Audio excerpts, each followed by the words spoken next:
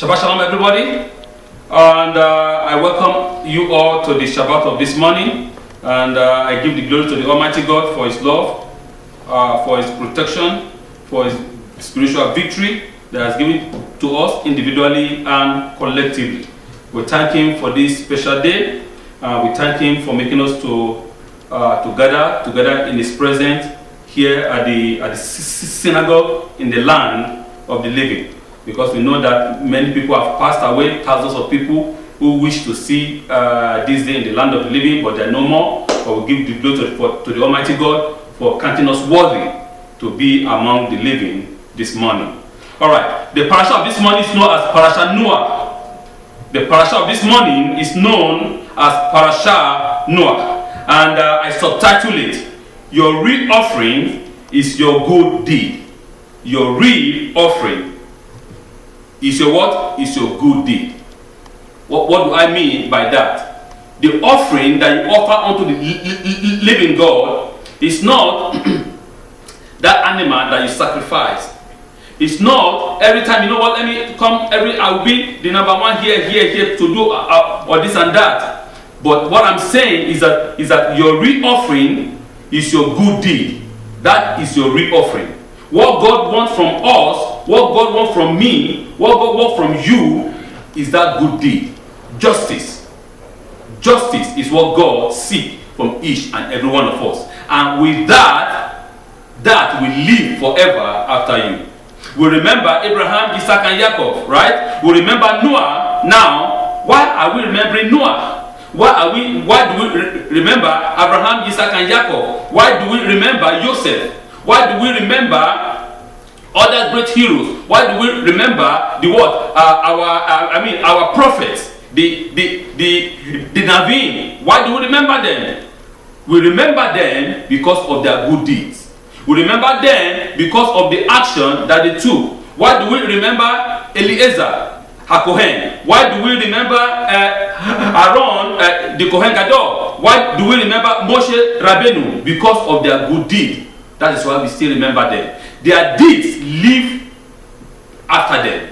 They've long gone, all these men. They've long gone to the world to come. They've long gone in the bosom of who? Of the Almighty God, in the bosom of Abraham. They're all there rejoicing, praising God. But their deeds is still living on this planet. Their deeds, we remember all their deeds, and we ask the Lord God that God remember the righteousness of our forefathers. Remember what you promised Moshe Rabbeinu. Remember all the prophets have mercy upon me. You see, we still, through their merit, we still pray and we say, ask God for His mercy upon us through their merit. So therefore, your deeds will live after you. So what is the deeds? What will be your deeds? Good one or negative one? You decide. It's not me to decide for you, but you have to decide yourself. And that's what God is saying this morning.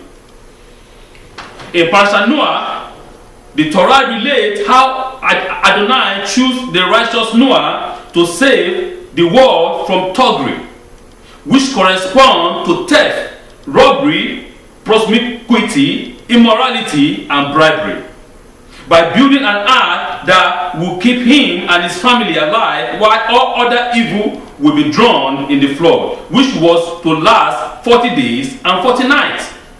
Noah and his family are saved by the rainbow, sign of the covenant is revealed. The parasha also details the event after the flood, the birth of the children of Noah, the birth of other children of Noah, and also the dispersal of the nations, the building of the Tower of Babel, and the return of mankind to corruption, to perversion, to depravity. The parasha ends with hope, the birth of Abraham, which is later known as Abraham, who is to be chosen by Adonai to father the nation known today as Israel. Remember, Abraham fathered many nations, right? But the one that is well known today is Israel.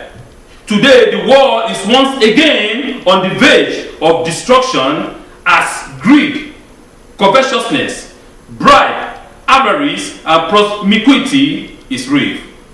This is the summary of the entire parasha of this morning. And what am I saying here is that as the man Noah found grace and he found favor in the eyes of the living God, the Torah speaks that this man Noah found grace in the eyes of God, and God did what, and God called unto him. God reached down.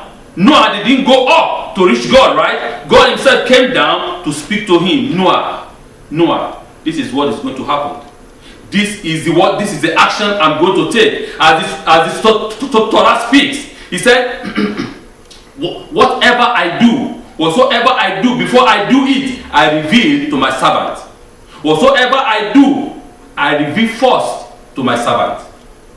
You see, God always reveals his plan to his servant. And there is a portion in the Tanakh when Eliyahu was speaking together with God, when the son of the woman that he miraculously gave birth, and this son and this child died, and the woman ran, the Shunammite woman, and the woman ran back to Eliyahu and said, "Oh, did I ask you of a child? Did I ask you this? The boy is dead." Right? And what was the response of Eliyahu? He was so surprised. He said, "God, why didn't you reveal that unto me?" Because to him, he was taken off guard, because he didn't know, he didn't see, he didn't have a revelation, he didn't have any insight into what was happening. But he said, "Don't worry about that. Go, take my staff," and he sent his servant to take his staff. Right? He went down there, did everything. The child didn't wake up. Then the Hanabi himself went, and he laid upon the child, and the child woke up. So what I'm trying to say here is that God in his plan, God in his mercy, God in his power always reveals to his servant whatsoever his plans are, whatsoever he wants to do ahead of time. And this is exactly what the Lord God, the God of our father, the God of Abraham, Isaac, and Jacob, revealed unto Noah, the Sadiq. The Torah called Noah the Sadiq of his time, and Noah was a Messiah of his time. Understand? Noah was a Messiah of his time. War, drought, natural disaster, and financial collapse at the top of the day the world over, while the hypocritical obsession to see the real Israelite had inherited takes the front page. Indeed, never before has the world been so close to resorting back into an original chaos as it is today. We can see all what is going on in the world.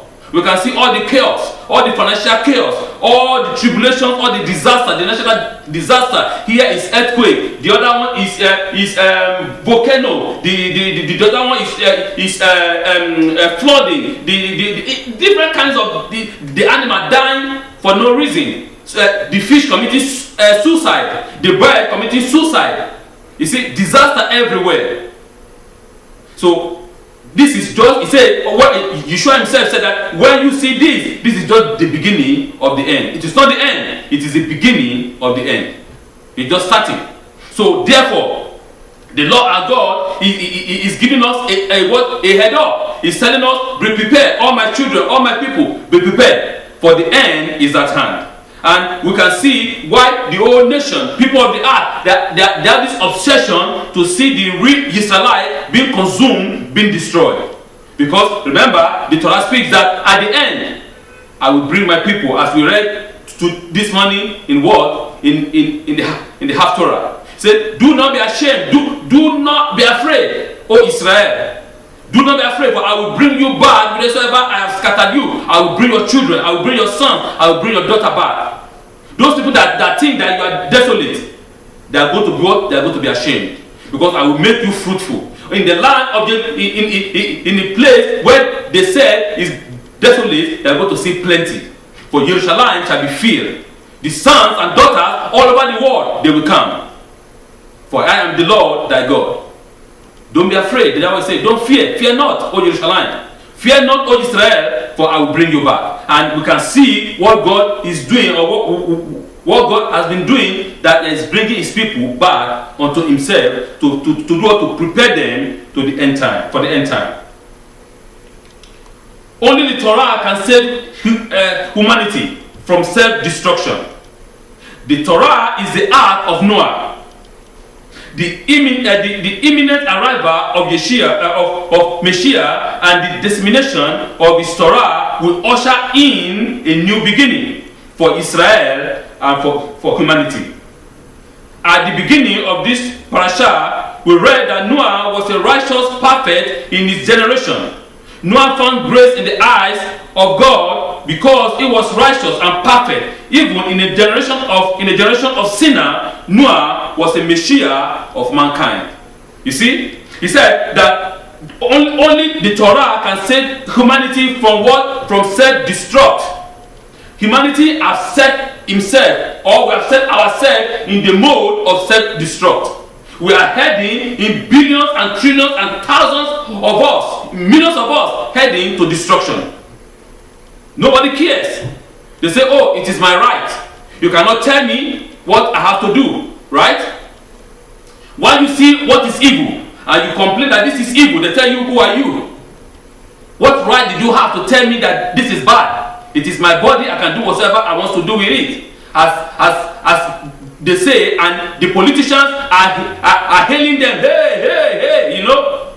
The woman has the right for her body. She can do abortion and destroy and kill. There is no problem. It is her body. So if the woman have the right for her body to destroy and to commit murder, so the baby in the womb has no right. Is that what you're telling me? Where is the right of the baby then? Or what is the right of the baby? What is the right of the man? We can see many cases in the Western world where the woman can go to court and say, it is my body, I can do whatever I want to do, I don't care, I'm going to make abortion. And the father said no. So are you saying that the man has no right for his own baby? Only the woman has the right for the baby. You see how people are turned cuckoo. This is upsetting me. It's not because I'm a man, no. But we have to say the truth. And we have to do justice. You see a man and a man together, and when you talk, they tell you you're a bigot, you're a stupid man. Who are you? You are homophobic. But the Torah said that shall not do that. We can even see that the head of a particular religion has even accepted it now, saying that is good. Of course, he's going to accept because all his people are like that. You know, all the people that he said is what they call the pastors or so on or whatever they call them. That is who they are. They molest children. They molest boys. Children, they molest them, and you do whatever they want to do against them. And he cannot talk because he's one of them. And now he came up publicly accepting it. The world is going to destruction, into a self-destruct, and so we have to be ready. We have to understand what is coming. So therefore, Torah is the ark. Torah is the ark of Noah. Torah is a tree of life. When you hold on to it, you will have eternal life. For Torah is what? Torah is the footprint of creation. If you hold on to it, you shall have life. That tree of life that was in the garden, when you hold on to the Torah, you shall eat of that fruit and you will live eternally. So we should be very careful, and we should stand up. We should hold tight onto the Torah. We should not let it go, because that is what is going to give us life.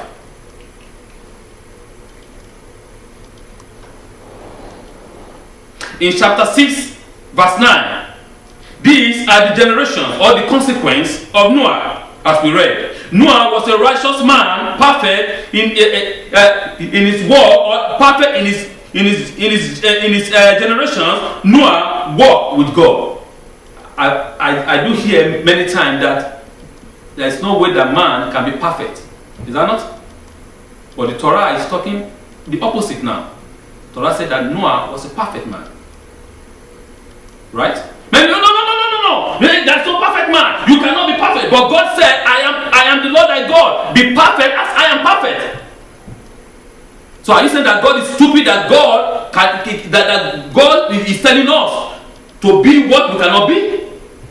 Are you saying that God is telling us to do what we cannot do? Then if God is telling us to do what we cannot do, or God is telling us to be who we cannot be, then he's a wicked God. Because he knows that we cannot do that. So why is he asking us to do or to be who we cannot be? Right?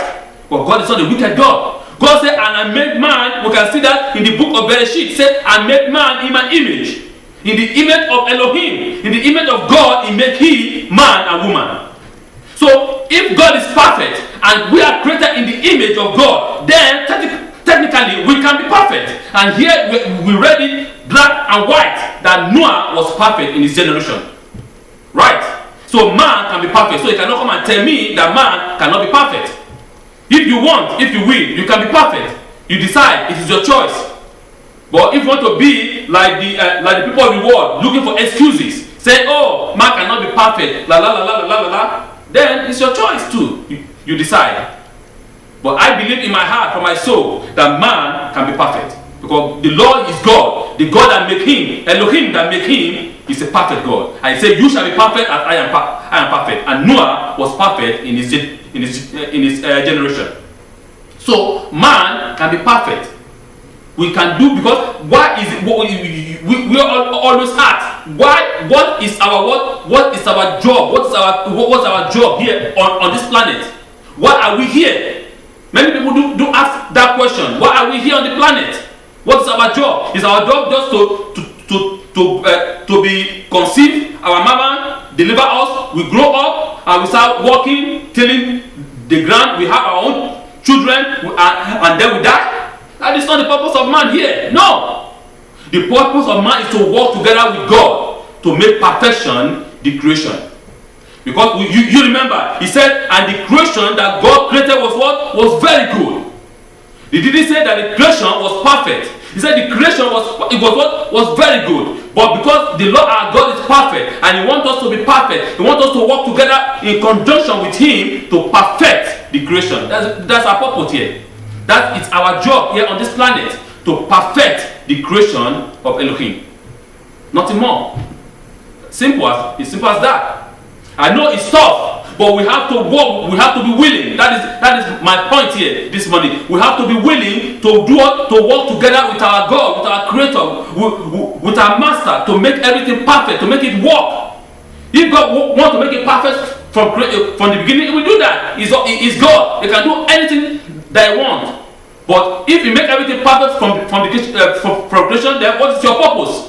Then we will be like a robot. We will be like a zombie. And God doesn't want us to be robot or zombie. He wants us to be human being, a being like him. A perfect reflect image like him. That's what he wants. And so we can't just be like a robot. So we have to combine together with him to make the creation, to make this world a perfect place. Rashi cites in the Midrash as to the righteousness of Noah. Some rabbis hold that because his generation was so corrupt, his good deeds made him all the more righteous. But others hold that if he had lived in the generation of Abraham, he would not be so considered. That is in Tehumah chapter 5, Bereshit Rabbah 35. In Midrash Tehumah we read, the reputation of the name Noah means that Noah was the same Tzaddik in this world and the next. And when God comes to comfort Jerusalem, it is by Noah the Tzaddik that he swore not to enslave Israel anymore. As it says, just as I swore never to bring the water of Noah again upon the world, so I have sworn never again to be angry with you or rebuke you, O Israel. We read that this morning in the Haftorah. He said, I have sworn that never to rebuke you again in my wrath, O Israel. So, are you saying, why is God swearing in the name of a man? What does that mean? God Almighty, the creator of the ends of the universe, the most high God, the Elohim himself, is swearing by Noah.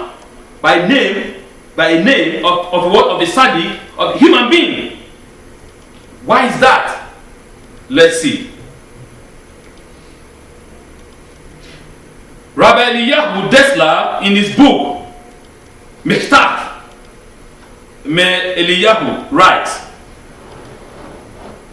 what does this verse mean by saying that God swore by Noah the Sadiq? How can God swear by the name of a Sadiq? The meaning is that as long as righteousness rule in the world and robbery is absent, there will be no drastic change and no destruction. Disaster threatens only where falsehood and injustice prevail. I repeat, disaster threatens only where falsehood and injustice prevail. So God swore by the name Noah, because Noah was a what? Was a righteous man. Noah was a Sadiq.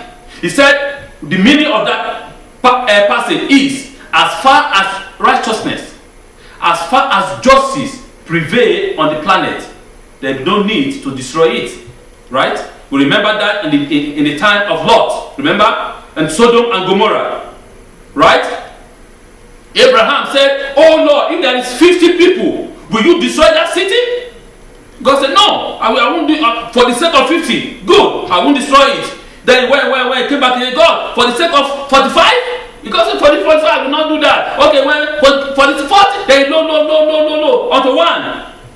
He said, God, don't be annoyed with me, don't be angry. This is the last request, last request. Only one, if one soul is found, will you destroy the city? God said, no, I won't destroy it. Behold and lo, no single one. No single one. So God is telling us this morning that as far as justice, as far as righteousness rule on the planet, that we no need to destroy it, because there is justice, there is truth. Because if there is no justice, the poor people, they will suffer, because they don't have the money for big lawyers. They don't have the money to take those renowned lawyers, and those rich men are the ones that have those big lawyers. And so therefore they can do whatever they want. They have the money. They take the lawyer and the judge. You say you are free because they are all friends. They all go to golf club and play golf together. They all go to tennis club and play tennis together. They are all friends. They don't know you. You don't know them. They jail you. They don't care about you. That is where the problem is. Even though you are the one that is just, they tell you are the one that is wrong because you cannot afford a lawyer. That is what is happening on our planet. So therefore, my people, God himself swore in the name of Noah, saying that as far as righteousness continue, as far as justice continue, there will be no need to destroy the planet. I won't destroy it. But remember that disaster reign where there is what? Where there is falsehood, where there is lies. Falsehood meaning lies. Where people lie. That is where disaster reign. Because they lie and they talk lie and they talk, even though from their mouth lie comes out. You can see lie with your physical eyes running out of their mouth. Because they are so used to it that they cannot live without it. The blood that runs in their vein is lie. The blood that runs in their vein is falsehood. The blood that runs in their vein is injustice. So that's what I'm saying. So therefore, as far as it continues, as far as justice continues, there will be no need to destroy the planet. Rashi adds that unlike Abraham, who walked before God and supported himself in righteousness, Noah needed the assistance of God's support to walk in righteousness with God. That is written in Tekuman 5, Bereshit Rabbah 30:10. Okay? So Rashi is giving us this explanation that if Noah would have lived in the days of Abraham, they wouldn't have considered him righteous, because the righteousness of Abraham, according to our sages, is more advanced. Remember, Abraham is the descendant of the son of Noah, right? So here, that if Noah himself had lived in the days of Abraham, his righteousness would have counted for nothing. But we understand and we understood that Noah lived in a situation in a time that was very perilous in the history of man, where everybody were doing whatever they want. Just as exactly it was in the days of Noah, that is what we are seeing in our present day, 21st century. After 5,781 years from creation, man has reversed back to their original, to the evil, to the destructive path that was. Even though in the days of Noah there was no changing of sex of a children, a man who is contesting for president said a 8 years old that, oh, that is good, that is great. An 8 years old child can tell the mama that I want to be a boy. A girl can tell the mama I want to be a boy, and it is good. An 8 years can be a transsexual. Where are we going? What is going on? He is a child, for God's sake. This is a child, 8 years old. And these politicians, for the sake of vote, are praising this, they are hailing this evil. That an 8 years old can tell the mama that I want to be a transsexual, and the mama has no right to say than to say yes. Where is the world going? In the days of Noah, this never happened. In the days of Sodom and Gomorrah, this never happened. That is what I'm saying. The time of the end is at hand. We should be very careful and heed the word of life, the Torah. So I wanted to give us some few understanding before we close. I want to give us some similarity between the Ark of the Covenant and the Ark of Noah. There's a similarity there.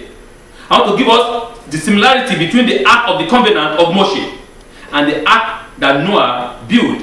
You see, there's a very, very strong similarity, because we can see that it was the Ark that saved the Israelites, right? The God of the Almighty that told Moshe to construct that ark. He constructed it, and the ark was a powerful tool used by God to save them in all their ways, to clear all their enemies and destroy all their enemies. That ark saved them. And so therefore this morning that we are all in the ark of the living God. Torah is the ark. And the Torah is asking us that we should come in. All of us, all the children of Israel from the ends of the earth. Come. There is a space for everybody. There is a space for whosoever will, that wants. Come in and live. So the similarities are these. The ark of Noah corresponds to the ark of the covenant. Both were covered. Both have a covering, which is known as the kaporet, right? The covering of the Ark of the Covenant was the golden cherub, the two, right? The cherubims, right? The covering of the Noah Ark was tar kofar, which is God told him to cover it in and out. The same way the ark was covered with gold in and out. Remember, the ark was covered with gold in and out. Both covering were designed to bring what? To bring atonement. That is it. That is our job. Both ark were what? Were designed to bring an atonement. That is it. The ark of the covenant of Moshe was designed to bring atonement for the people of Israel on the day of what? On the day of Yom Kippurim. Yom HaKippurim. The holies of holies. The what? The Kohen Gadol will go in there and do what? And make a sacrifice to make an atonement for the sins of the people. And if the Kohen Gadol himself is a sinner, it will never come out. It will struggle down and die. That is it. A sinner cannot save a sinner. That's why, and they put a rope on his feet, and because nobody can go in there, they put a rope and they pull him out. It's a garbage. A sinner cannot save a sinner. A blind man cannot lead another blind man. They are both blind. That's what I'm saying. Only a man that sees can lead the blind, so that they will not fall into a pit. And so that is why the Kohen Gadol has to sanctify himself first, cleanse himself, make sure that he is okay, sanctify his family, sanctify the Levites, then come out and make atonement for the whole nation. The same thing here in the ark of Noah. It was an atonement because this through this ark we were saved. What's the meaning of an atonement? For forgiveness. Man was saved through the ark of Noah. And we saw that after that, Noah made a sacrifice before the Lord. Say, God, thank you for everything that you have done. From all the animals that were in the world, the good animals, the kashrut animal, I would say, they were in the ark. He made a sacrifice and he glorified God. So these are things that are similar in between the ark of the covenant and the ark of Noah. We can see, we can remember that these cherubims that were what in the on the ark of the covenant, some of our sages said that they correspond to what? To the angels. They were what? They were in the what? Guiding the garden of Eden. Remember, and when man was sent out of the garden, the Lord God said, and the Lord God sent what? 2 cherubims with a flaming sword to guard the entrance of the garden of the tree of life. Our sages tells us that those cherubims, and you see their face like a baby face. Oh, baby, nice. These are terrible beings. These are fearful beings. It's not like you see them, like a baby face. They are so handsome and beautiful. No, these are terrible beings with a flaming sword. The Torah speaks. These 2 cherubims correspond to those two cherubims with the flaming sword guiding the Garden Eden of the tree of life. And what is the tree of life? The Torah is the tree of life. Those cherubims are guiding the word, the 10 commandments, which is the tree of life in the garden. So we have to understand, to know that the word of God, that the Torah that Moshe has given us from Mount Sinai is what is the tree of life. When we hold on to it, we live eternal life.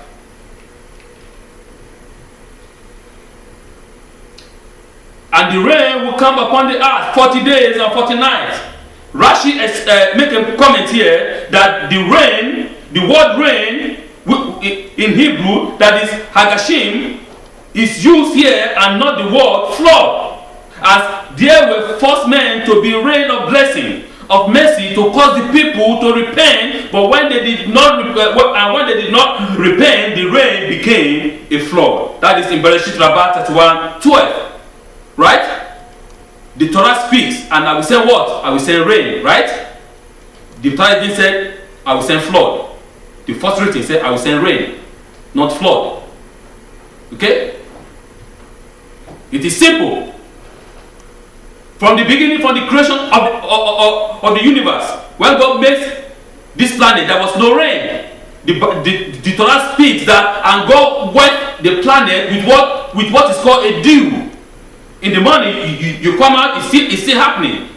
Mostly on the mountains. Even though here it's still happening in a city. You wake up in the morning, there's no rain, but everywhere is wet.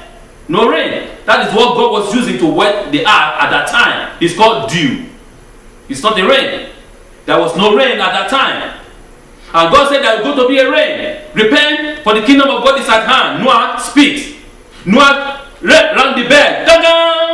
Bang, repent, for the kingdom of God is at hand. Come unto God. Rain is going to fall. They look at him, stupid man. Who are you? Have you ever seen rain? Go water the planet with what? With dew. There is no rain. It is your fantasy. The same thing they tell us now. It is your fantasy. No, these guys are what they are bigots. They tell us all kinds of rubbish.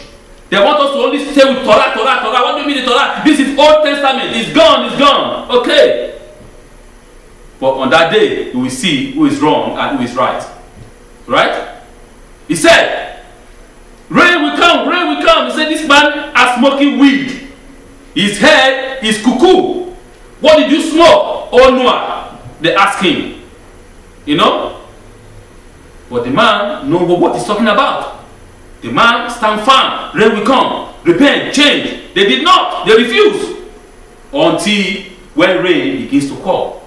Even though when in our Midrash, the Midrash states that even though in the Torah, he said that when the rain begins to fall, Noah did not even go inside. He was still standing outside. People think that Noah doesn't have faith. Some of our elders. But me, I interpreted it as what?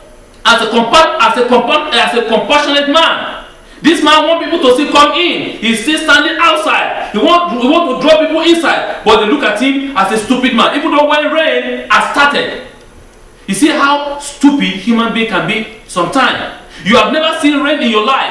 And the rain is falling now according to what this man has said. What should you do? You should come and enter what? Enter the ark. But they say, don't worry. This man, I can interpret what happened. You know, when when oxygen, one atom of oxygen meet with 2 atoms of hydrogen, it becomes water. Yeah. That is what happened. Because that is what the scientists will be telling us. Now, they tell you, no, this is not the hand of God. This is not the hand of God. This happened, and this happened. To deceive the people.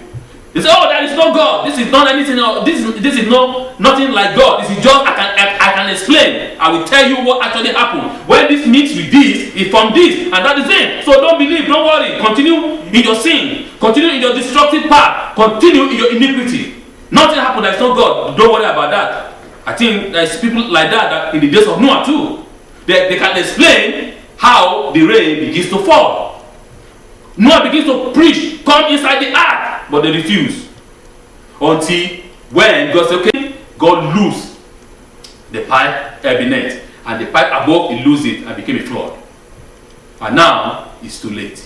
Noah, I want to enter. No, God has closed the ark, and that's how it's going to happen. When the eyes of the world begin to see all the things that we've been saying, then it will be too late for them. They'll say, I want to come into the Torah. But the Torah is closed and is sealed. It's too late. They say, no, I want to know God. It's too late. It is sealed. It is closed. Preach to me. It is too late. The Torah is sealed and it's done. So this is a time that we have. This is a time that we can wake up from our sleep and begin to see the truth. Noah lived through trying time, to say the least. He survived not only a generation of spiritual chaos, but physical alienation as well. However, Hashem walked with him and guided him. He instructed him every step of the way. He warned him of the impending flood. He instructed him to build an ark. He told him to bring all the animals to the ark. Yet Noah is labeled as is labeled as a man who was lacking in faith. The Torah tells us Noah with his wife and his son and his son's wife with him went into the ark because of the water of the flood. Genesis chapter 7 verse 6. Many of our sages sing that Noah was a man without faith. He said, it doesn't that Noah doesn't want to go into the ark because the rain was falling. He was waiting until that rain become a flood. He said, okay, you know what? Let me stay a little bit and watch and see what is going to come. But in my own interpretation, I won't interpret it in such a way. I will interpret it in a way that Noah was still waiting for the people to see that this is actually happening. Come into the ark. Come and enter in the ark. But the people refused completely, as I just explained. Noah, with his mercy, he didn't just go inside the ark and close with his family and his sons and their wife and his own wife, close it, and that is it. Because the Torah says that it is God himself that shut the ark. It wasn't Noah. It was God that closed the ark himself, the Almighty himself. So, in my own understanding, I'm a little rabbi, from my understanding, I say that Noah was waiting, begging, telling the people, see what I am seeing. See what I said is happening. Come. The ark is open. And the same thing I'm saying. The Torah is open. Come. Come in. In the Haftorah that we read this morning, I'll read again. Because and this is to me is very, very important. Very important. Oh, everyone who is thirsty, go to the water. Even one with no money, go buy and eat. Go and buy wine and milk without money and without price. Why do you weigh out money without getting bread and exert your effort for that which does not satisfy? Why do you do that? Why do we as humans do that every time? God is giving us, is offering us things that is free. Why do we want to waste our time, our life, our money? He's saying, come. God is telling us, come into the ark for life. Everything's here. There is life here. Why do men always choose death over life? Why do we always choose death over life? The Lord our God said, I present to you two things, life and death. But I ask you, for my name's sake, I ask you, all my sons, my children, my daughters, choose life. But still yet, we refuse. We always choose death. Why like that? It's simple. Choose the Torah. The Torah is life. The Torah is the tree of life. That when you hold on to it, you will live. You will not die. You will live eternal life. Noah was waiting, begging, asking them, please come in, come in. The ark is still open. You can. That is my own interpretation of it. It's not that Noah lacked faith. If Noah lacked faith, he wouldn't have built the ark in the first place. God asked him to build. He followed the instruction of the Almighty 100%. He wasn't lacking in anyone. God speak to him, there will be flood, there will be rain. Okay? God said, build an ark. This is the measurement. This is the height. This is the width. He did everything. If it's man without faith, will he do that? He wouldn't do that. You say, oh, this is maybe I drink too much wine. Maybe it is the wine that is giving me all this stupid idea. Right? No. He didn't say, oh, maybe it's because I have worked too much. I have too much thought in my mind. No. But he had the voice and he understood from where that voice is coming from. And he followed the instruction that was given to him exactly. So a man that has no faith cannot do that. So to me, Noah has faith and he understands everything and he do the word that God commanded him. But he was waiting, even up to the last second, that people will change. Just like Abraham went again, say, even if there is only one, will you destroy that city? God said, no. If there is only one, I will not destroy it. But behold and lo, you cannot find a single one. The same thing, Noah could not find a single soul in his world to be saved together with him. No single one. And the Torah speaks that the son coming of the Son of Man is going to be like the same like in the days of Noah. When the Messiah will come, the Messiah is coming will be exactly like the day of Noah. No single one will be saved. Only a remnant. You will preach, you will talk, nobody will say, that rabbi, no, he talked only about righteousness. He talked only about teshuvah. That rabbi talked only about my sin. I'm not going there. I will go to that one where I have 10,000 people, where I can be naked, and that pastor will accept me as I am. You know, I'm a gay, right? The pastor will accept me. I'm a lesbian, the pastor will accept me. What they need, I have money, I give them my money, they will accept me, you know. We don't need your money. If it is only one that will make the kingdom of God, I'm pleased. But I don't need 2 million people that will all go to Gehenna. I don't need that. To the place of damnation. I don't need 10,000 that will go to the place of damnation. No.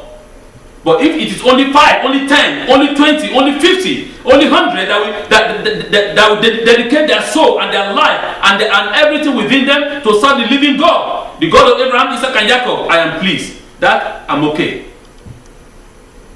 That is what I'm saying this morning. That we should come up, arise, stand, and let us do what is right and what is just. Finally, the Torah descends to our world, to our physical world, from Bina. The lowest level of the 8th sphere, and is received in Malchut through the middle 6 Shefirot. Our action are returned back up through those same 6 Shefirot and collected in Bina and passed upward to the 2 highest level of the 8th sphere through the Shefirot of Human and Keter, which is the brain of the Holy One, blessed be He. Why do we want to die? Let me give us a little explanation more on this before I come on to that. The Bina is understanding. In the Shefirot, we have all these. Those who don't understand, I will explain more better in the Bible study. The Torah came down from Bina into our world. Our world is known as Malkut, the world of Malkut. Torah is the tree of life. It came down from the heavens. It was given from heaven, and it came down here to give us life eternal, that we may eat of it and not die. Yeshua said the same thing. Come, I will give you bread, and you will never be hungry. Come and drink the water, and you will never thirst again. He's telling you, come and take the Torah, come and drink, come and eat it, and you will never be hungry or be thirsty again. And through this middle 6 of the Shefirot, this enlightenment, this energy, this power, this light comes down into the world of Malkut. And our action and our deeds return back through the same 6 middle spirit into Bina, up there again. It's a circulation. It comes down and goes, just like the dream of who? Of Jacob, when he saw the angel descending and ascending, descending and ascending. That is it. We ourselves descended, our action ascended. So that way it says. And this return into where? Into Bina again. And from Bina it passed onto Chokmah and Keter. Keter is the crown, is the brain of the Almighty. So therefore, why do we buy things that does not profit?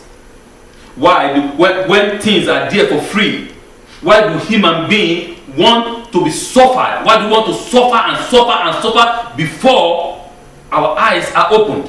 Why do we want that? Why do we like that? Things are simple, it's easy. The path is narrow. But for those who have faith, who have justice, who do what is right, so that they will not fall on this side into Gehinnom, they will not fall to this side on Gehinnom, then the path is narrow, it's very narrow. I'm not saying it's broad. You know, sometimes it is uncomfortable. But you have to be determined. It wasn't easy for Noah to build and his son. There are just 4 of them, 4 men. It wasn't easy for 4 men to build what? 300 cubits by 50 cubits and by 30 cubits height. It's not easy for them, but they do the work. That is why I'm saying here, Torah is a work, and at the same time is a faith. They are both intertwined like a DNA. You cannot separate them. People want to come and tell you, oh, it's a kind of a new religion. They come, oh, I have faith, but I don't want to do anything. That's what devil or Satan is telling them. Faith, don't do anything right, don't do anything just. They'll have faith. And then that will lead you to where they call their own kingdom of God. That will never lead you nowhere. But you have to do the work. Torah is a work, it's a path. You have to walk that path. Without walking that path, I'm sorry, you are wasting your time. I am sorry, coming to the synagogue, you are wasting your time. That's a fact. But when you do the work in your private home, in your public home, in your public life, in your private life, you do that work, you walk that work of justice, that work of righteousness. When you see the evil thing, you don't close your eyes, you speak out. Don't close your eyes, don't close your mouth. Speak out. Tell them what you are doing is wrong. For the Torah say, it said, woe is the man that know what is right and refuse to do it. Because you know that what they are doing is right, is wrong, and you close your eyes. Oh, I don't want to talk. Let me close my eyes. Then, in the day of judgment, you face the justice. You don't know, maybe if you speak, that people, they will receive that word and they will change. But even though if they don't change, even though if they don't repent, but your hand is washed, your hand is clean because you spoken to them, you told them the fact and the truth, and that is it. It is left for them to decide and to choose. But when the time comes, you are clean, right? Because you've spoken the truth. You don't seek injustice and you close your eyes. You have to speak up. You don't say anything that is wrong and you close your eyes. You know, it's my friend. It's my mama. Oh, it's my father. Oh, it's my brother, it's my sister. I will close my eyes. I don't want to offend them. You know, because now I say everybody is sensitive now. I don't want to offend nobody. Then if that is your philosophy, you are doomed. But God will not accept that.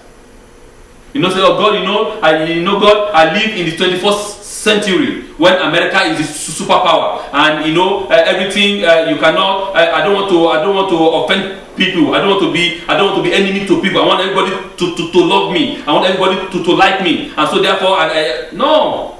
God asks you, request for you to do what? To speak out for the truth. And when you speak up for the truth, it's left for them to decide they want to change or not. But in your own case, you've done your part and everything.